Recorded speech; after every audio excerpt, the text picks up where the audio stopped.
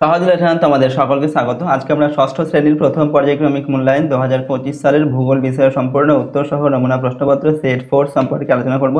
তো চলো এই ভিডিওতে আমরা ক্লাস 6 এর ফার্স্ট ইউনিট টেস্ট 2025 জিওগ্রাফি সাবজেক্টের এই কোশ্চেন পেপারের উত্তরগুলো দেখে নিই। তো প্রথম ইউনিট টেস্টে তোমাদের 30 নম্বরের পরীক্ষা নেওয়া হবে এবং সময় দেওয়া থাকবে 1 ঘন্টা।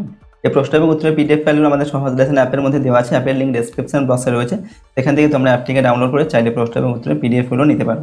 দেখো, এই কোশ্চেন পেপারের 1 নম্বর থেকে বলা হচ্ছে সঠিক উত্তরটি বেছে নিয়ে লেখো। যে কোনো 6টি লিখতে হবে প্রশ্নে, মানে 1 নম্বর করে 1 × 6 = 6। একের দেখে ভারতের দীর্ঘতম নদী হচ্ছে ব্রহ্মপুত্র, গঙ্গা, নর্মদা না গোদাবরী। তো ভারতের দীর্ঘতম নদীর নাম হচ্ছে গঙ্গা, ঠিক আছে। 2 নম্বর হচ্ছে ভারত হলো পৃথিবীর বৃহত্তম গণতান্ত্রিক রাষ্ট্র, সমাজতান্ত্রিক রাষ্ট্র, একনায়কতান্ত্রিক রাষ্ট্র, দ্বিনায়কতান্ত্রিক রাষ্ট্র। তো ভারত হলো পৃথিবীর বৃহত্তম গণতান্ত্রিক রাষ্ট্র। 3 নম্বর হচ্ছে 1956 সালে ভারতের রাজ্য ভাগ করার মূল ভিত্তি হলো ভাষা, খাদ্য, বর্ণনা, সংস্কৃতি। 1956 সালে ভারতের রাজ্য ভাগ করার মূল ভিত্তি হচ্ছে ভাষা। 4 নম্বর দ্রাঘিমা রেখার মান 0 ডিগ্রি, 90 ডিগ্রি, 180 ডিগ্রি না সবকটি। তো দ্রাঘিমা রেখার মান হচ্ছে এখানে হবে সবকটি হবে, ঠিক আছে। দ্রাঘিমা রেখা 0 ডিগ্রি হয়, 180 ডিগ্রি হয়, 90 ডিগ্রি হয়, ঠিক আছে। এখানে 180-র মতন ডিগ্রিটা দিতে হবে, ঠিক আছে। তো দেখো এখানে এরপরের প্রশ্ন দেখো, 5 নম্বর দেখার প্রশ্ন হচ্ছে সৌরজগতের উষ্ণতম গ্রহ বুধ, শুক্র না বৃহস্পতি। তো সৌরজগতের উষ্ণতম গ্রহ হচ্ছে, উত্তর লিখবে শুক্র গ্রহ।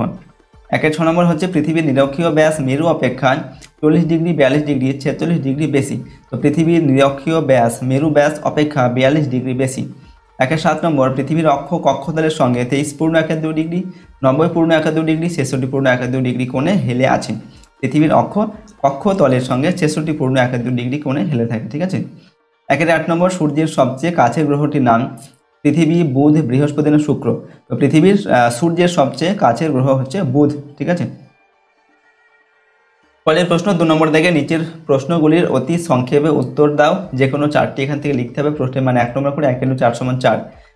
1 নম্বর থেকে নিরক্ষরেখার মান কত। তো নিরক্ষরেখার মান হচ্ছে 0 ডিগ্রি। এরপর হচ্ছে 2 নম্বর দেখে PM কথাটির পুরো নাম কি। তো PM কথার পুরো নাম হচ্ছে পোস্ট মেরিটাম, ওকে। 3 নম্বর ভারতের কেন্দ্রশাসিত অঞ্চলের সংখ্যা কটি। ভারতের কেন্দ্রশাসিত অঞ্চলের সংখ্যা লিখবে 8টি। 4 নম্বর দেখে ভারতের একটি বিশ্ব প্রাকৃতিক ঐতিহ্যবাহী স্থানের নাম লেখো। ভারতের একটি বিশ্ব প্রাকৃতিক ঐতিহ্যবাহী স্থানের নাম হচ্ছে সুন্দরবন জাতীয় বনাঞ্চল, ওকে। 5 নম্বর পৃথিবীর সর্বোচ্চ পর্বতশৃঙ্গের নাম কি। তো পৃথিবীর সর্বোচ্চ পর্বতশৃঙ্গের নাম হচ্ছে মাউন্ট এভারেস্ট। এরপর 3 দিক জলভাগ দ্বারা বেষ্টিত স্থলভাগকে কি বলা হয়। তো 3 দিক জলভাগ দ্বারা বেষ্টিত স্থলভাগকে বলা হয় উপদ্বীপ, ওকে।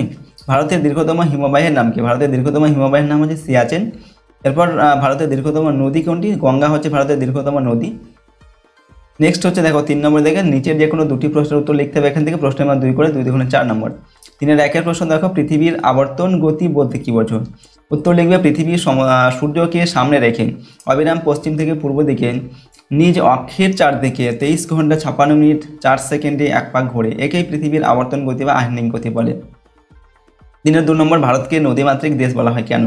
এখানে উত্তর লিখবে অসংখ্য ছোট বড় নদী ভারতে জালের ন্যায় বিস্তৃত হয়েছে। নদীগুলি ভারতের জনজীবনে, কৃষিকাজে, শিল্পে, যাতায়াত ব্যবস্থায়, জলবিদ্যুৎ উৎপাদনে, পানীয় জলের উৎস হিসাবে অত্যন্ত গুরুত্বপূর্ণ ভূমিকা পালন করে। এজন্য ভারতকে নদীমাতৃক দেশ বলে। 3 নম্বর ভারতের দক্ষিণতম স্থলবিন্দু কোনটি। উত্তর লিখবে ভারতের দক্ষিণতম স্থলবিন্দু আন্দামান ও নিকোবর দ্বীপপুঞ্জের ইন্দিরা পয়েন্ট। তবে ভারতের মূল ভূখণ্ডের দক্ষিণতম স্থলবিন্দু হলো কন্যাকুমারী। 4 নম্বর কর্কট ক্রান্তি রেখা ভারতের কোন কোন রাজ্যের উপর দিয়ে গেছে।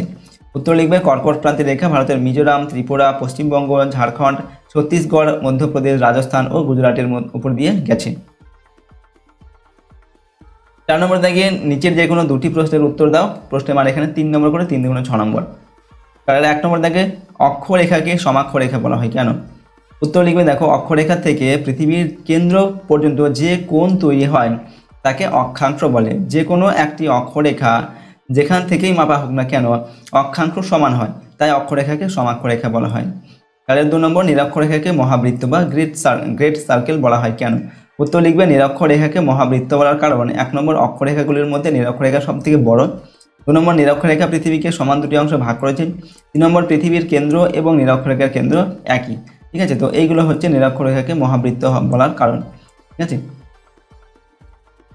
তাহলে 3 নম্বর, প্রতিবেশী দেশ কাকে বলে? ভারতের প্রতিবেশী দেশগুলি কি কি? উত্তর লিখবে, কোনো দেশের আশেপাশে অবস্থিত দেশগুলিকে ওই দেশের প্রতিবেশী দেশ বলে। ওকে, ভারতের প্রতিবেশী দেশগুলি হলো চীন, নেপাল, ভুটান, বাংলাদেশ, মায়ানমার, শ্রীলঙ্কা, মালদ্বীপ, পাকিস্তান, আফগানিস্তান, এগুলো হচ্ছে ভারতের প্রতিবেশী দেশ। এরপর 4 নম্বর, ভারতের চারদিকে কি কি আছে? তো ভারতের উত্তর পশ্চিমে আছে পাকিস্তান ও আফগানিস্তান, উত্তরে আছে চীন, নেপাল, ভুটান, ভারতের পূর্ব দিকে রয়েছে মায়ানমার, বাংলাদেশ ও বঙ্গোপসাগর, পশ্চিমে রয়েছে আরব সাগর। ঠিক আছে, দক্ষিণে আছে ভারত মহাসাগর ও শ্রীলঙ্কা। তো এই হচ্ছে ভারতের চারিদিকে কি রয়েছে সেগুলো আমরা লিখলাম। নেক্সট 5 নম্বর দেখে নিচে যে কোনো দুটি প্রশ্ন উত্তর লিখতে হবে। এখান থেকে প্রশ্নের মান 5 নম্বর করে, 5 দুগুণে 10 নম্বর দেওয়া আছে। 5-এর 1-এর দাগে গঙ্গা নদীর গতিপথ বর্ণনা করতে বলা হচ্ছে। তো গঙ্গা একটি আদর্শ নদী। এই নদীটি গঙ্গোত্রী হিমবাহের গোমুখ তুষার গুহা থেকে উৎপন্ন। প্রথম অবস্থায় নাম হচ্ছে ভাগীরথী। উত্তরপ্রদেশের এলাহাবাদের কাছে প্রধান উপনদী যমুনার সাথে মিলিত হয়েছে। ওকে, এরপর মুর্শিদাবাদের ধুলিয়ানের কাছে পদ্মা ও ভাগীরথী হুগলি নামে দুটি শাখায় বিভক্ত হয়েছে। প্রধান শাখাটি পদ্মা নামে বাংলাদেশে এবং অপর শাখাটি ভাগীরথী হুগলি নামে পশ্চিমবঙ্গের উপর দিয়ে প্রবাহিত হয়ে বঙ্গোপসাগরে মিশেছে। 5-এর 2 নম্বর প্রশ্ন হচ্ছে, সিন্ধু নদের গতিপথ বর্ণনা করো। তো সিন্ধু নদের গতিপথ, উৎস বা পার্বত্য প্রবাহটা আমরা প্রথমে লিখছি। দেখো, তিব্বতের মানস সরোবরের নিকট কৈলাস পর্বতের সিন কাবাব হিমবাহ থেকে উৎপন্ন হয়েছে। এরপর নদীটি ভারতে প্রবেশ করে জম্মু ও কাশ্মীর এবং হিমাচল প্রদেশের ওপর দিয়ে প্রবাহিত হয়েছে। জম্মু ও কাশ্মীর এবং হিমাচল প্রদেশের মধ্যে সিন্ধু নদের 5টি উপনদী শতদ্রু, বিপাশা, ইরাবতী, চন্দ্রভাগা ও বিতস্তা বা ঝিলম নদী প্রবাহিত হয়েছে। নেক্সট হচ্ছে মধ্য প্রবাহ। সিন্ধু নদীটি এরপর পাকিস্তানে প্রবেশ করে। এই অংশে সিন্ধু নদ তার 5টি উপনদীর সঙ্গে মিলিত হয়েছে। নেক্সট হচ্ছে বদ্বীপ প্রবাহ। পরবর্তী পর্যায়ে সিন্ধু নদের মিলিত প্রবাহ পাকিস্তানের উপর দিয়ে প্রবাহিত হয়ে আরব সাগরে মিশেছে। তো এই হচ্ছে সিন্ধু নদের গতিপথ। নেক্সট হচ্ছে 5-এর 3 নম্বর, ভূপ্রাকৃতিক বৈচিত্র্য অনুসারে ভারতকে কটি ভাগে ভাগ করা যায়? যে কোনো একটি ভাগের সংক্ষিপ্ত বিবরণ দাও। তো ভূপ্রাকৃতিক বৈচিত্র্য অনুসারে ভারতকে 5টি ভাগে ভাগ করা যায়, যথা 1 নম্বর হচ্ছে উত্তরের পার্বত্য অঞ্চল। ঠিক আছে, 2 নম্বর উত্তরের নদী গঠিত সমভূমি অঞ্চল, 3 নম্বর উপকূলীয় মালভূমি অঞ্চল, 4 নম্বর পশ্চিমের মরু অঞ্চল, 5 নম্বর হচ্ছে উপকূলের সমভূমি অঞ্চল ও দ্বীপপুঞ্জ। তো এখান থেকে আমাদের যে কোনো একটি ভাগ সম্পর্কে আলোচনা করতে বলা হচ্ছে। তো আমরা লিখছি ভারতের উত্তরের পার্বত্য অঞ্চল। এর অবস্থানটা কোথায়? না ভারতের একদম উত্তরে অবস্থিত উত্তরের পার্বত্য অঞ্চল। এই অঞ্চলটি উত্তর পশ্চিমে জম্মু ও কাশ্মীর থেকে শুরু করে উত্তর পূর্বে অরুণাচল প্রদেশ পর্যন্ত ধনুকের মতো অবস্থান করছে। ঠিক আছে, নেক্সট হচ্ছে এখানকার পর্বত শ্রেণীগুলো সম্পর্কে আমরা লিখছি। হিমালয় ও কারাকোরাম এখানকার প্রধান পর্বত শ্রেণী। ওকে, হিমালয় সম্পর্কে আমরা লিখবো এবার। হিমালয় কথাটির অর্থ হচ্ছে পর্বতের গৃহ। উত্তর থেকে দক্ষিণে পরপর সমান্তরাল পর্বতশ্রেণী অবস্থান করছে। ওকে, একদম উত্তরে রয়েছে হিমাদ্রি, যার উচ্চতা 6000 মিটার। তার দক্ষিণে রয়েছে হিমাচল, ঠিক আছে, যার উচ্চতা হচ্ছে 3000 মিটারের বেশি। একেবারে দক্ষিণে অবস্থিত শিবালিক, যার গড় উচ্চতা হচ্ছে 1500 মিটারের কম। ওকে, নেক্সট হচ্ছে দেখো কারাকোরাম পর্বতশ্রেণী সম্পর্কে লিখছি। গডউইন অস্টিন, যার উচ্চতা 8611 মিটার, ভারতের উচ্চতম ও বিশ্বের দ্বিতীয় উচ্চতম শৃঙ্গ। এটা এখানে সিয়াচেন ভারতের দীর্ঘতম হিমবাহ দেখা যায়। ঠিক আছে, সিয়াচেন হচ্ছে এখানকার দীর্ঘতম হিমবাহ সেটা রয়েছে।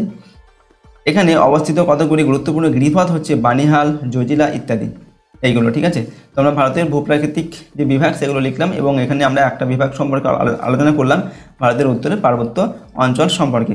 ওকে, তো এই ছিল তোমাদের ক্লাস 6-এর ফার্স্ট ইউনিট টেস্ট 2025 সালের জিওগ্রাফি সাবজেক্টের একটি মডেল কোশ্চেন পেপারের সম্পূর্ণ উত্তর। প্রশ্নোত্তরগুলো খুবই গুরুত্বপূর্ণ তোমাদের প্রথম ইউনিট টেস্টের জন্য। সুতরাং সমস্ত প্রশ্নোত্তর অবশ্যই তোমরা ভালোভাবে মুখস্থ করবে এবং প্র্যাকটিস করবে। আর আমাদের এই চ্যানেলে যদি তোমরা নতুন হয়ে থাকো অবশ্যই চ্যানেলটিকে সাবস্ক্রাইব করবে, পাশের বেল আইকনে প্রেস করে অল অপশানটিকে সিলেক্ট করবে এবং ভিডিওটিতে অবশ্যই লাইক করবে, ভিডিওটিকে বন্ধু বান্ধবের সঙ্গে শেয়ার করবে। এবং এর যে প্রশ্নোত্তরের পিডিএফ ফাইল আমাদের সহজ লেসন অ্যাপের মধ্যে দেওয়া আছে, অ্যাপের লিঙ্ক ডেসক্রিপশন বক্সে রয়েছে, সেখান থেকে তোমরা অ্যাপটিকে ডাউনলোড করে চাইলে প্রশ্ন এবং উত্তরের পিডিএফগুলো নিতে পারো। আজকের ভিডিওটিকে এখানেই শেষ করছি। সম্পূর্ণ ভিডিওটি দেখার জন্য অসংখ্য ধন্যবাদ।